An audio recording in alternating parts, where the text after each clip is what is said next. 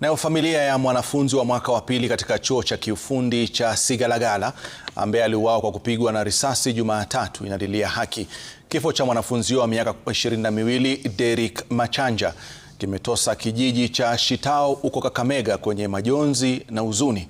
Familia yake inadai kuwa mwanafunzi huyo alipigwa risasi hata baada ya kuanguka chini. Mama yake marehemu Rhoda Shathira amekashifu polisi kwa kutumia nguvu kupita kiasi kuwakabili waandamanaji na kutaka polisi waliomuua mwanawe wachukuliwe hatua za kisheria.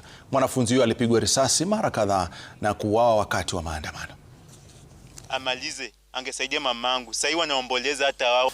Mtoto wangu waliniitia kama niko hapa, wakaniambia mtoto ako mochari. Nikaenda mochari, nikashuhudia, nikaona mtoto.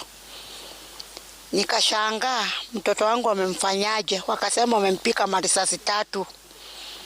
Mtoto nikaangalia wameshashona, hatuwezi jua wamemtuanga marisasi. Na huyo mtoto ndio ilikuwa tegemeo langu, huyo mtoto ndio nilikuwa nafikiria atanitoa kwa malandi, atanitoa kwa shida. What I urge to the government, I implore human rights to fight for my brother and look for justice, because that was my only brother who could help my mother's kill. So I want justice. Cha kushangaza, kijana alipigwa risasi na within 30 minutes alikuwa ameshashonwa kichwa.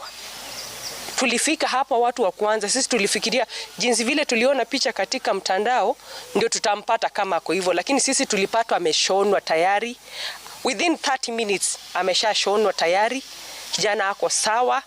Hata ukimwangalia, hata saizi ukienda mochari umwangalia hautajua ni mtu aligongwa risasi.